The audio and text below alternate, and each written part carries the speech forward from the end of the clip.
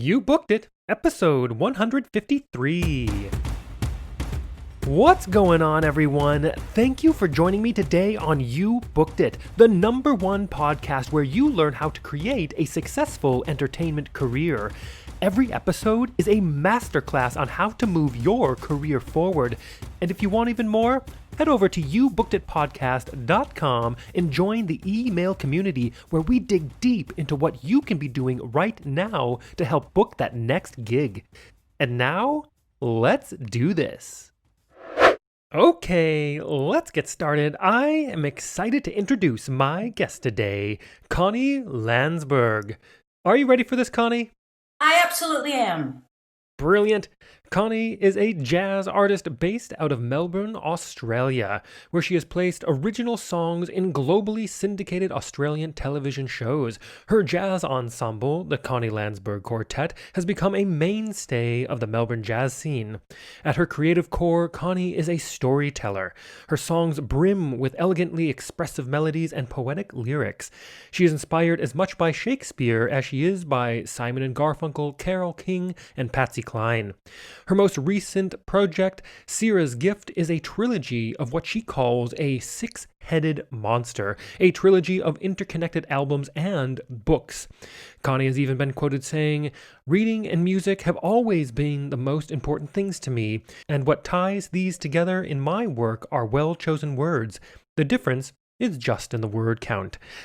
Connie, that is a quick intro of who you are and what you've done, but why don't you tell us a little bit more about yourself, fill in the gaps, and a little bit more about what you do as a professional in the entertainment industry? I started as an actress and I went to school in London, the Royal Academy of Dramatic Arts, and I had always, which is why I love Shakespeare, I had a love for Shakespeare even as a kid. The singing caper came in a bit later. I was asked, I'd always sung, I'd done musicals and things like that, but I hadn't quite thought of singing as a career back then. I didn't think it was my best talent, but I got asked to do a big band gig. They had suddenly lost their singer, and I had been listening to Sarah Vaughan doing big band, and it was a song I didn't know, All of Me, but there was no rehearsal. Which is the norm I discovered for jazz. Yeah. No rehearsal. I hadn't studied jazz. It wasn't anything I was ever thinking of doing. But what the hell? Let's go. So I went in and I remember the music starting, and you got to understand there's 4 trumpets and 4 saxes and 4 trombones. It was like a wall of sound coming at me. And I was like, oh my God. And I sang the song and I thought, that's just awful. I was just awful. I thought, they'll never invite me back. And then somebody had recorded it. And when I heard it, I was really surprised. There was something in my voice that was lively, happy, clear, and really told the story. And I just was like, wow, this actually suits me. There was just the vibrancy of it and the energy behind it. It suited me, and I ended up having my own all-girl big band for quite a while Very from cool. this. And then moved back into, I decided it was time to do a small group, and that's where it all started, where I really had to learn on the job what it was to be a jazz singer, because it just wasn't anything I was expecting. But I loved it because of the nature of the stories in jazz just suits my tiny little bit old-fashioned nature. Yeah. And I don't forget the words, which I find really interesting because the stories are so cohesive and the word choice excellent that they're much easier to remember. Plus, they're usually only 32 bars. So from that, I had to work my way up. I sort of let acting go. It just didn't have the same immediacy. And I had also I've always written songs. I just never expected to sing them, which is, Right. I guess, a weird thing. I just wrote them. They just always came to me. I would write them and that would be it. So this has just been a really strange thing that's dragged me along. This project started a long time ago. It came from a song that didn't end up on the album, but will end up on some album, called Cinderella. And I was watching the news, and there was a teacher talking to her 10-year-old girl saying, the story of Cinderella is not really a good role model, and they were outraged. They loved her. And I thought, oh dear, that teacher's right. And those little girls don't want to let it go. And I thought, and out came this song, Cinderella. And when I sang it to someone, it's a bit of a rap with singing, they said, you should write a musical. And all of a sudden, my life changed. Because as an actor and someone who had an instinct that I should be writing, and I learned later I absolutely should be, that's my soul gift, I thought, oh, okay, I'll sit down, write the songs, write the script, I'll act in it. You know, one of those, you're so young and full of life. And it started from there. And this thing has morphed and changed. It threw me into script writing. I now write the scripts first because they make excellent outlines for the books. I also, don't you hate you've read a book and you go to the movie and it's just, they left all the good stuff out? Yeah, exactly. And I thought, all the time. Hey, if I write the script first, all the good stuff will be in there. And then the book, I'll just expand. And when you have both experiences, you won't be left wanting. My life had its own life. And I just had to follow along. That's how it's been. Brilliant. I love that journey. And let's dig into this first question here. And Connie, look, of course, I am a sucker for a good quote. What is your favorite quote you'd like to share with everyone? Now, I have to do two. The first one, Pythagoras. Let's go back to Pythagoras. All righty. And my books are about music in a roundabout way. The highest goal of music is to connect one's soul to their divine nature, not just entertainment. And the second one, by Andrea Hess, who created a very interesting healing program called Soul Realignment, is we are the powerful creators of our own existence. Now put those two together and boom. Yeah, so fantastic. I run my life combo. on both of those. So it's really interesting. I had an instinct for this, and I didn't find this quote till quite recently, and I thought, oh, that's it. That's what I've been doing. I've had an instinct that the reason music is so powerful is that it helps to align the soul. We have blueprints that we're born with, or when our soul is first created. I'll make a little disclaimer here. I was so enamored by Andrea Hess's ideas that I actually took her entire course, and I'm now a level 5 soul realignment practitioner. Very cool. Because it was started out as research for the books. It's fantasy. The books are fantasy, but I'm starting to learn it's not as fantastical as I thought it was. The idea that music allows us to be in the moment, and that is the place of power. So if you're really listening to music, you're in the moment, and right there, you're in a state of receivership. You can then receive energy because you're right there in the moment. Music also helps us realize we're divine. Our souls are divine. We are divine. So music's really like it's the big thing. It's a powerful creation language. And if human beings really learn to use it for what it is, we could power through most of the problems in this world. And then in the same way, once we finally take responsibility for everything, we are the powerful creators of our own existence, but good and bad. You'll stop being so traumatized by it, and you'll say, what am I believing to create this? How can I change that belief to create this instead? And I'm just using my life, I'm using my existence to bear out this experiment, to see how this works. And it's really interesting. Very cool. And let's get into this next section here. And Connie, of course, you are an entertainer and musician. I am an entertainer. And I think that you'd agree that this industry can be one of the most subjective and brutally honest, personally emotional industries in existence. And you know as well as I that in order to create and have a successful career in this industry like you're having now, takes a lot of dedication and hard work. And while, yeah, there's an outrageous amount of fun and excitement doing what we do, there are also our fair share of obstacles, challenges, and failures we are going to experience and we're going to have to move forward through.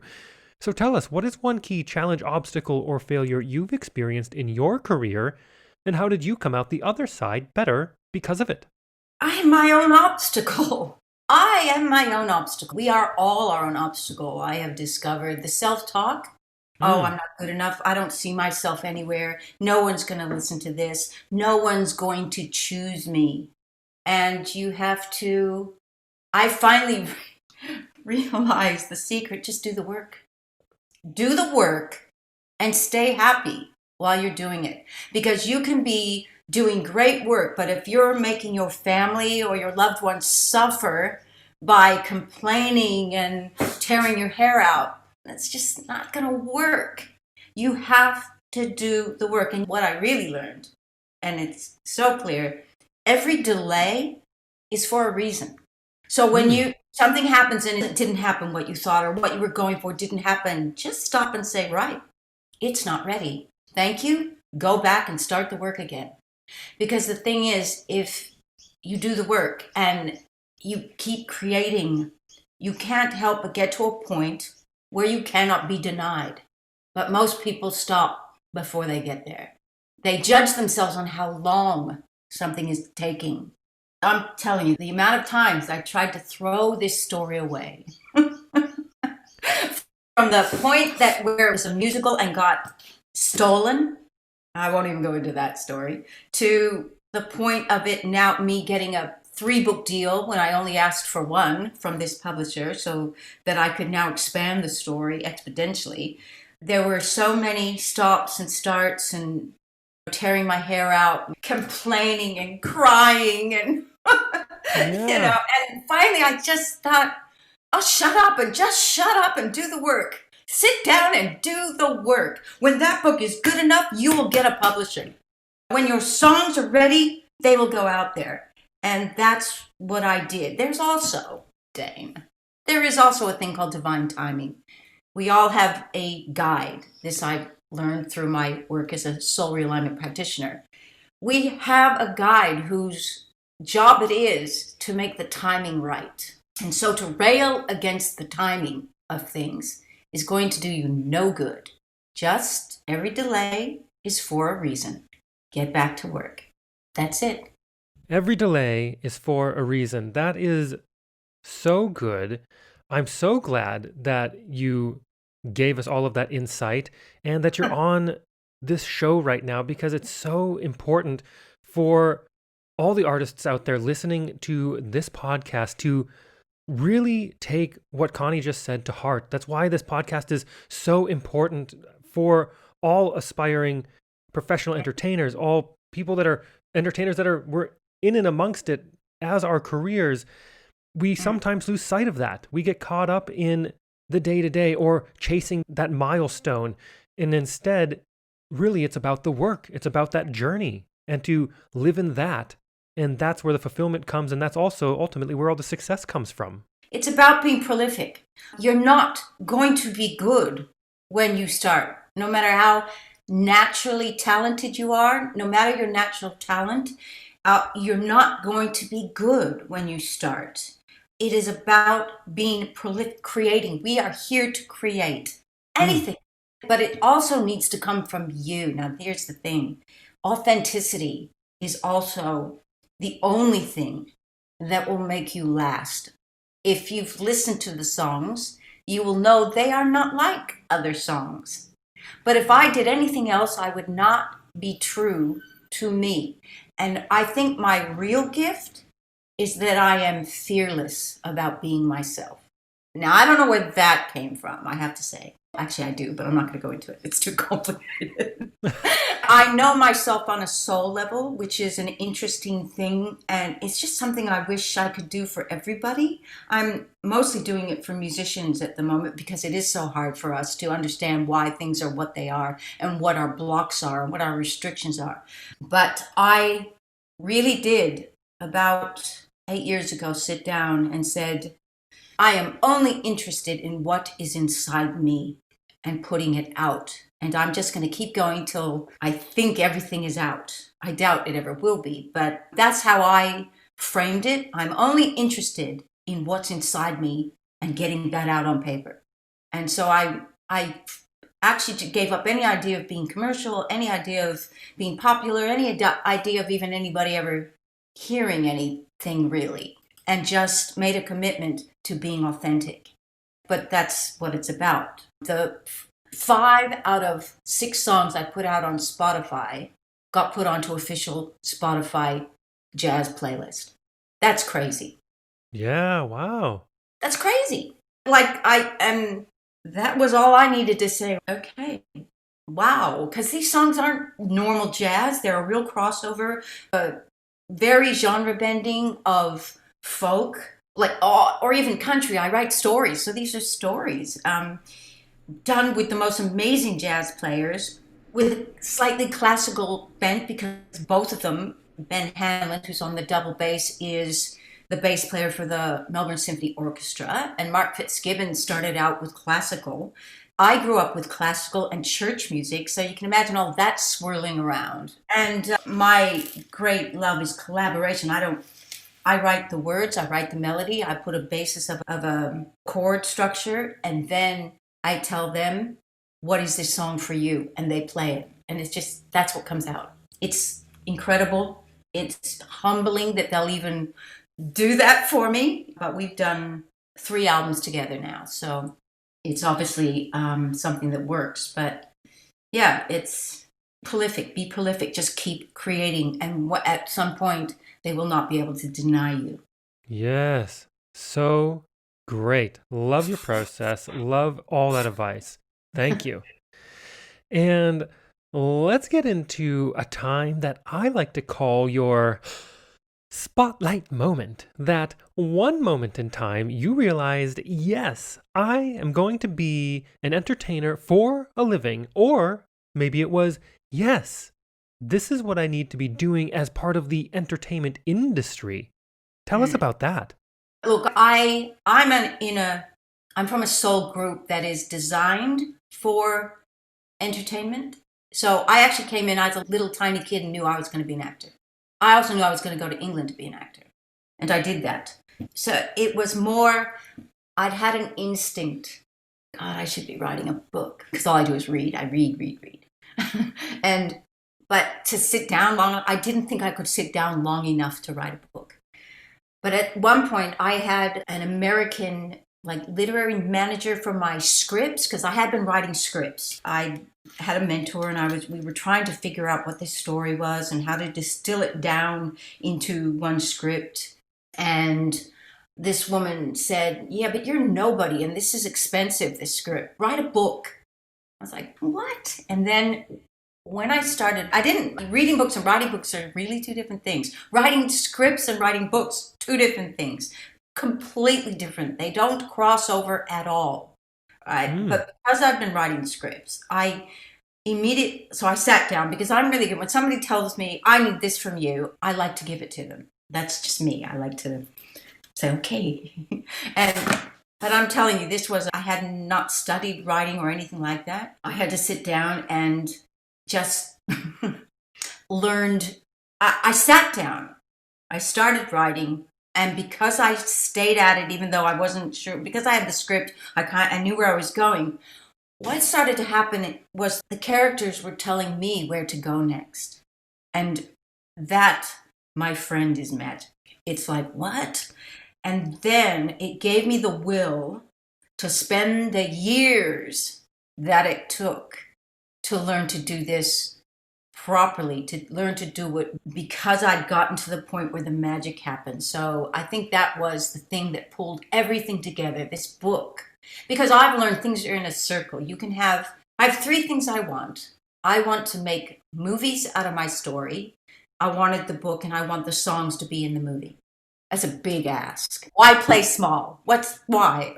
There's no point in Exactly playing right. small. No point. It might be a pipe dream. It might never happen, but it doesn't stop me from trying. So I've learned that it doesn't matter in the circle of things where it starts, because a project like that is a circle.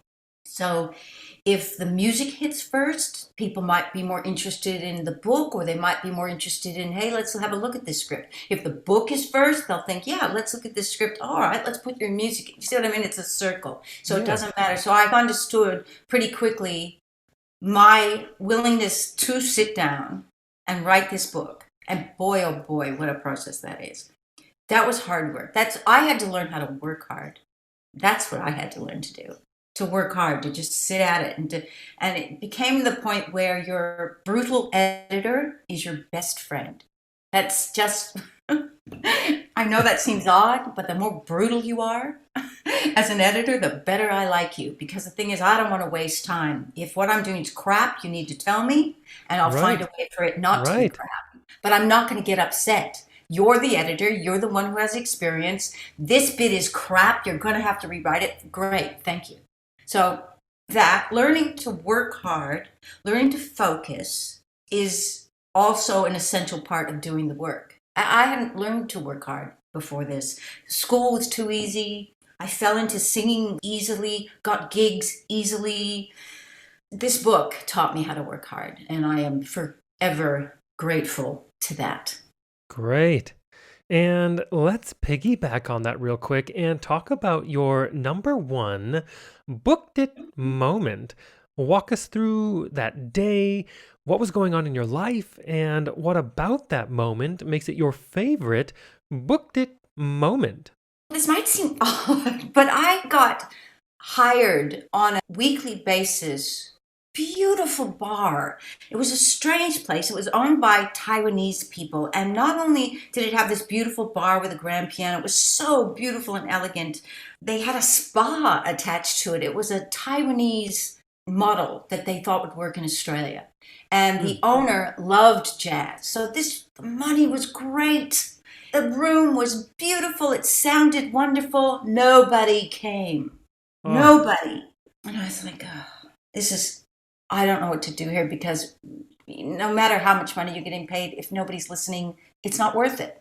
You need the exchange of energy to make it worth it. We yes. do it to exchange energy with each other, not just play with it. Although, I mean, it's wonderful playing with the band, but really, we weren't happy. And I just looked around. It was up on the third floor, and I thought, this place is just a big secret. And I thought, yeah, it's a big secret that maybe people would be interested in. And I set up a website called asecretplace.com.au. And I wrote some copy, and I ran an ad, and I put it up on all the free things.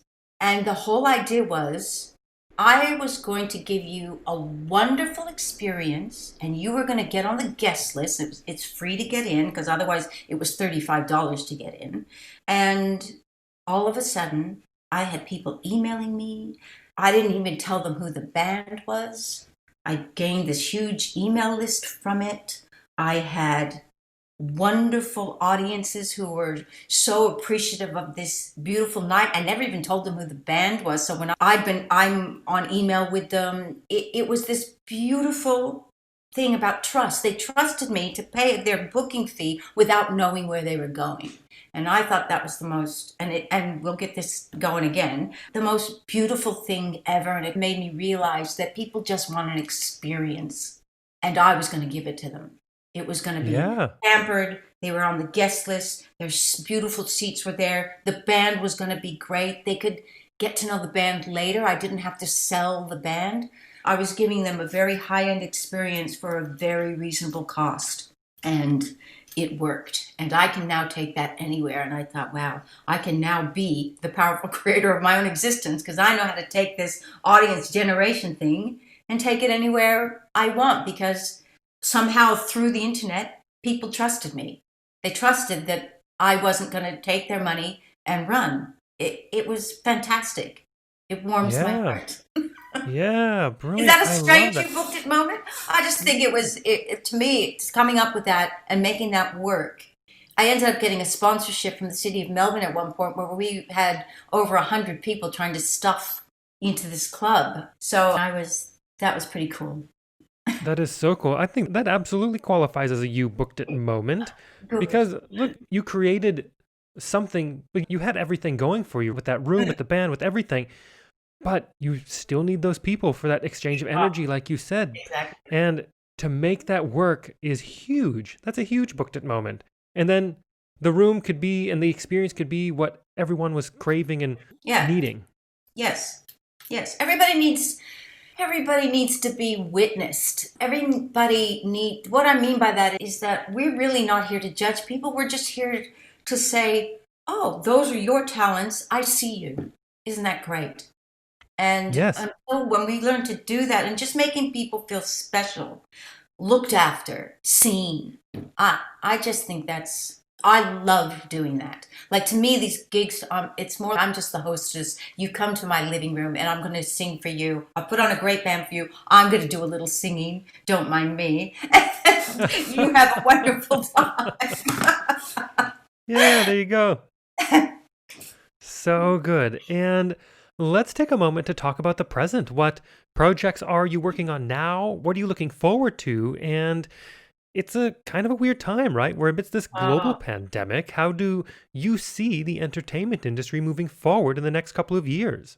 look, people have to get back in front of people. This is because they don't know why they love music so much. They don't understand it's at this point when you're truly listening that you're in a state of receivership. You're receiving divine source energy. You're keeping your soul anchored in your body with music. That's what it does. It anchors your soul into your body so that you could be human.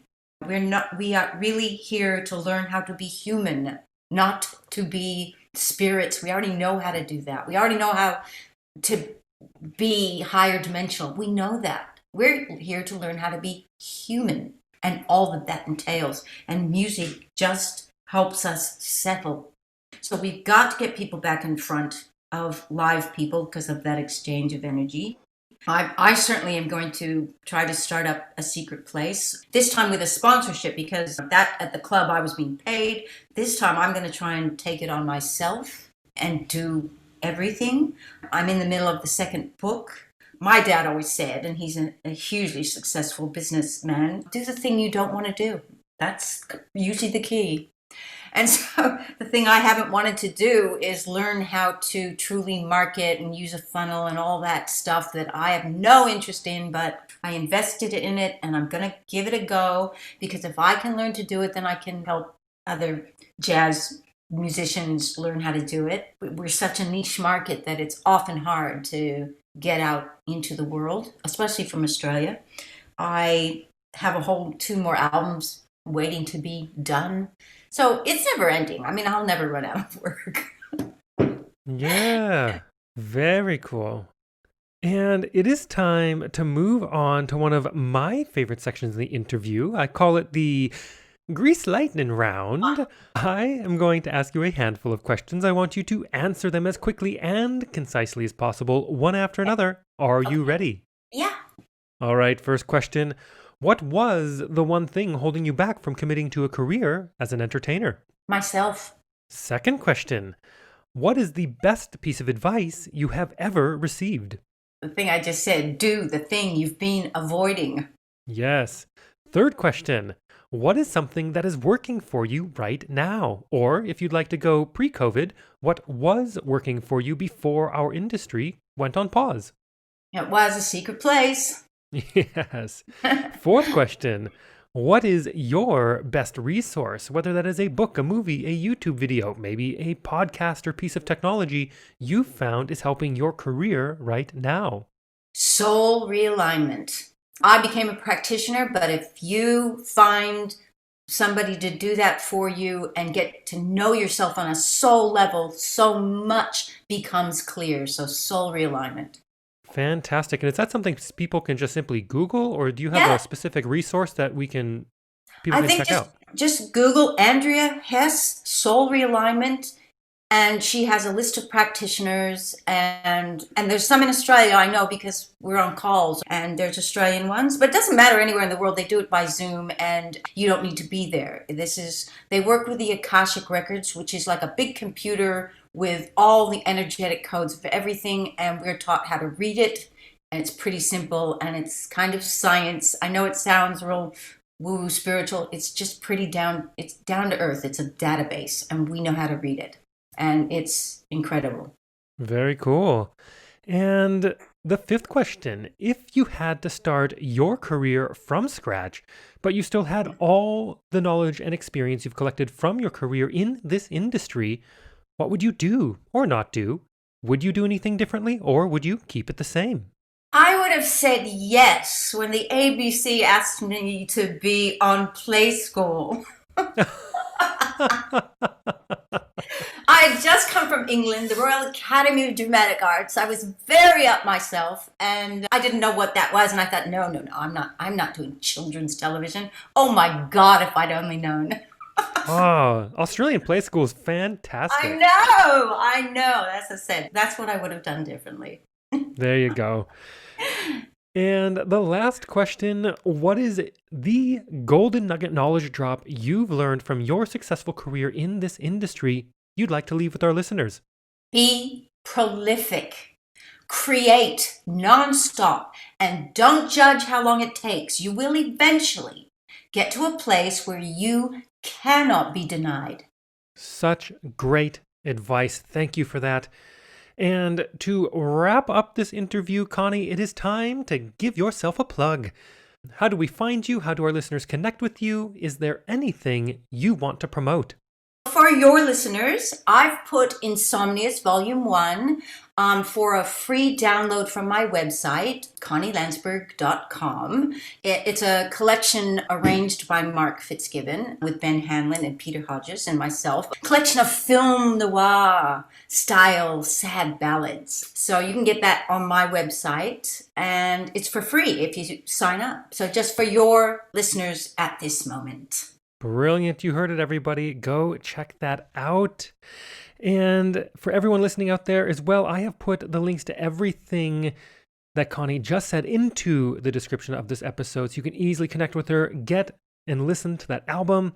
And also be sure to share this podcast with your fellow entertainers, coaches of the industry, arts and entertainment educators, anyone you know aspiring to create a career in this industry. You Booked It is the #1 resource on how to actually create a successful career in this industry of such a giant range of guests from all over this industry. Case in point, everything Connie just talked about throughout this entire episode. So much wonderful insight and actionable insight that you can really apply to your career right now. So please share the podcast. And if you enjoyed this episode, make sure you subscribe so you don't miss tomorrow's guest. Connie, thank you so much for being here. It's been an absolute pleasure to have you on today. Thank you so much for having me. Thank you so much for joining us today. Don't miss an episode. I have a new guest 7 days a week. Every guest drops more value and insight than any other resource out there, so make sure you hit that subscribe button. If you enjoyed this episode, we'd love to hear from you. Leave us a rating and review. Also, be sure to head over to youbookeditpodcast.com and join our free email community where we dig deep into a continually growing resource of truly actionable things you can be doing right now to help you advance your entertainment career. All the best to you. We'll see you tomorrow.